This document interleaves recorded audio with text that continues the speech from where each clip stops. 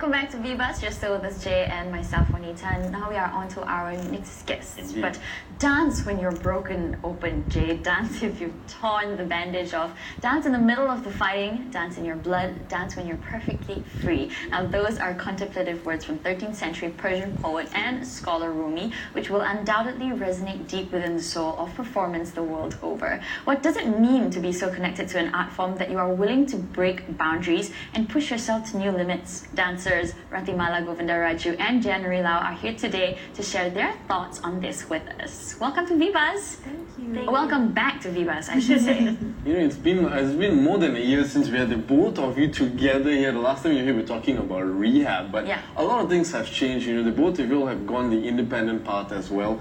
Could you maybe tell us what made you decide to go the independent path? Let's start with you, January.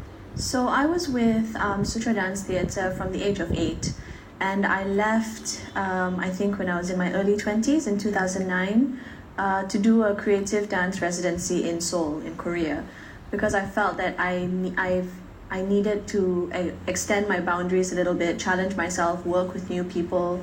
And that's really when I left. And then life kind of happened. I came back and I wasn't really sure what I wanted to do. And I found my husband my now husband. And then we had kids. I had a set of twins. So all of that happened in a span of from 2009, 2010 until 2013. Okay, wow. So I had my children, and after they turned 1, my husband is always telling me, he's like, stop living in your past glories, okay? You need to do something to prove yourself now. Like, stop living with your past achievements and what you've done before. And because, you know, you have evolved as a person, you're a mother, you're this. So I said, okay, fine, I will do it. Because he tells me there's like, every month there'll be, you know, like all this back and forth. Yeah. Little pep talk sessions. Little pep talk sessions, but I'm the kind of person who gets really annoyed, like, don't challenge me and all of that. So I said, okay, fine. I went and got a guy to come over, and I took all of the sofa and his man cave, right, his TV room. I moved everything out. I got a guy to come and install full-length mirrors, so the whole wall became a mirror, and it became a dance studio. And I thought, okay, I've got my studio now. What am I gonna do? So I called Radhi, and I said, Radhi, would you be interested in doing movement classes with me? You know, just to get the body back, because I hadn't been dancing in a long time. And I said, you know, it doesn't have to be anything serious. You know, you can come fortnightly. You know, we just do phrases that we've done before. And here we are now. We're still dancing. But even Radhi, you went the independent direction as well. What led you to that decision? Well, I think all artists want to evolve. They want to go to the next step to challenge themselves. And it's, of course, it's a huge step to go solo. And to overcome that fear, I think you're always trying to challenge yourselves and see what you can discover on your own. And we've been dancing with Master for over 20 years.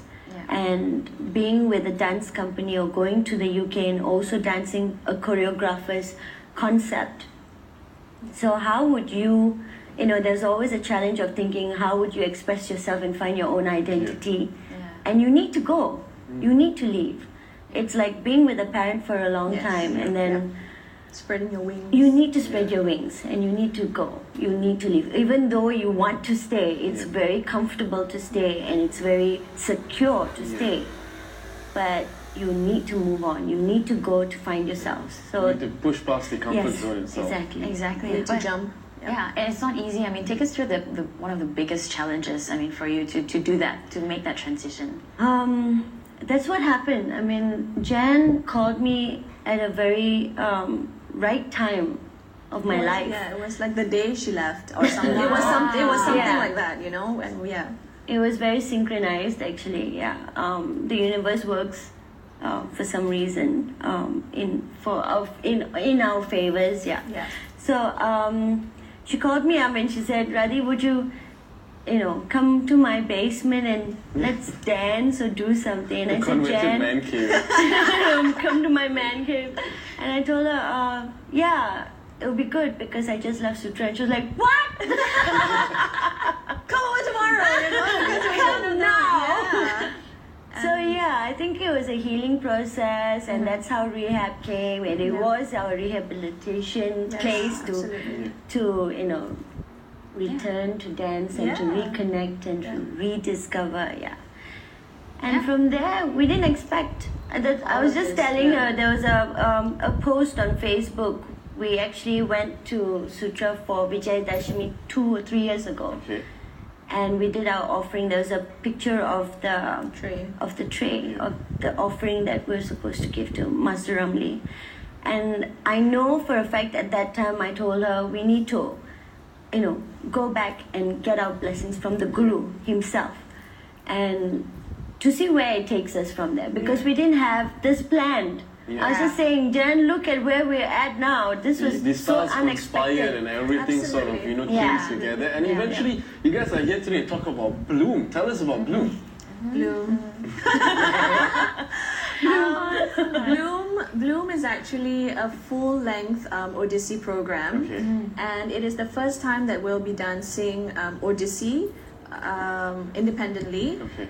It's our first independent production. We will be performing it at Bobo KL in Bangsa, which is actually known for its music. It's a Yeah. music lounge, and we will be the first dance performance in that space, which is quite exciting. And I hear sold out performance as well. Sold out Yeah. four nights. Yeah. Four nights, It's quite which is great. overwhelming because we didn't Congrats. expect Thank this you. to happen. Yeah, Um, yeah. I think we everyone's need- just yeah. interested to see how this works. You know, how this is. What is Bloom about exactly? What is the story that Bloom Yeah. tries to tell? Looking at each other because it's such a long story. Okay, so I'll keep it really short. Last year, Sean asked me to perform a solo Odissi in conjunction with Deepavali. Okay. And that was that. And I And said, this okay, is Sean sure. Ghazi, Sean, right? yes, Sean Ghazi. He runs Bobo KL. So I said, yeah, sure, no problem. Then come this April, I think it was 28th of April, I remember, and I was like, ooh. Sean, I just found out I'm pregnant. And you have this like 12-week safe space when you don't really tell anyone or announce that you are pregnant just in case, whatever, right? So I wasn't really sure if I should tell him so far in advance just in case, but I said, you know what? I'm pregnant. Yeah. I don't think I should do it. And then he was like, are you sure? And I'm like, yeah, never mind. So then we're like, who's the next best thing? Is this one, right? So Sean calls her, and then Radhi calls me immediately, like, what do you mean you can't dance? And I'm like, here we go. What stops you from dancing? From when she called me already, I knew that was what she was gonna say, and I knew I wouldn't have a way out of this. So I just said, okay, let's do it. This was April, right? And then I didn't really realize how far along I would be when October arrives, because I'm now 30 weeks. I'm like 10 weeks away from delivering my baby. And that was it really, and we didn't really do much. We didn't really decide on our repertoire. It was still in the air. We just let it cook, because I was in Jakarta, she was in KL, and we just let things be. And then when when the time was right, we started having discussions about how we're going to present this work. Is it going to be fully traditional, fully classical, full Odissi, or is it going to be Odissi inspired? Is it, so we had all of these discussions, and we decided, no, let's keep it traditional, let's keep it, as classical as possible. How was that coming to that? I mean, with the choreography. I think the crucial thing about it was I knew, as soon as Sean Ghazi called me up, and I was already thinking, Odissi, a solo, it's been done. And what more can I challenge myself to?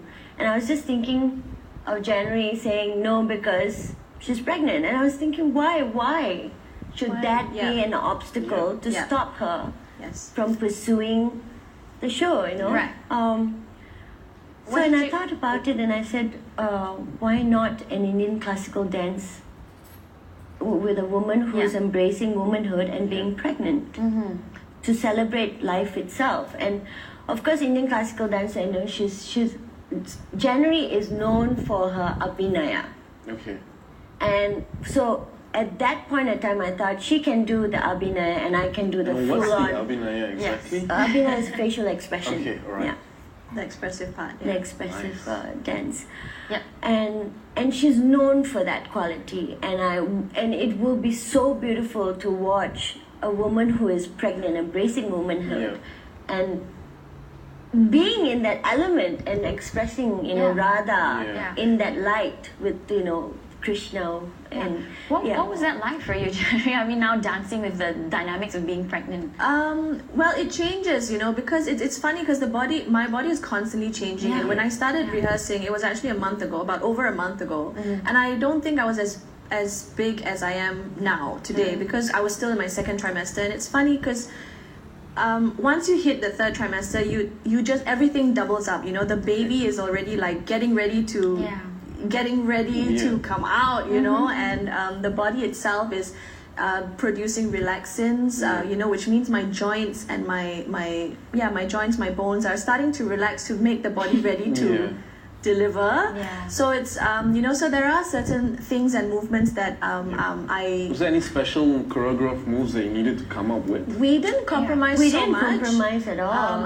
I think they're just like things that where you go all the way down, like Into a volumani, into a full bend. squat. So I would do that like gradually if it's like an 8 count or but I won't go all the way down and come back up in like half a beat, because that's just asking for trouble, with my knees and all of that. But I think it's amazing. I mean, for someone to be so fully blown pregnant, to do those movements, and I think for January, she is coping so well. I'm amazed myself. Sometimes I'm like, Jan, are you crazy?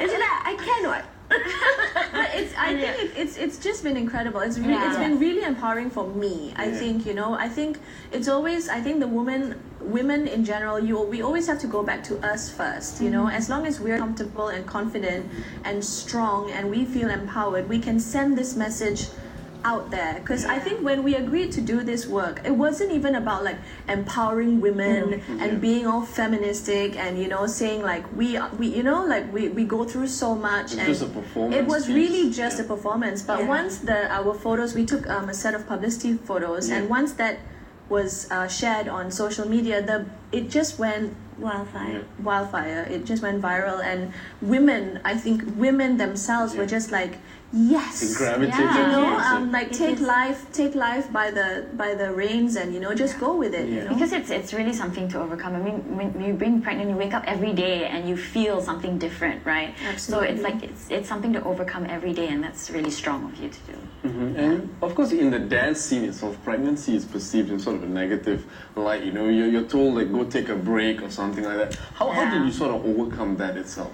I think within the classical dance scene, because things like ballet and Indian classical dance and when it's classical, you don't really want to push or change the form so much. The aesthetics, Pride and tested. the whole look of the ideal dancer, and I think because it's classic, that's why. But there have been a lot of local Malaysian dancers, like Ida Reza, Judima, even Elaine Hadley.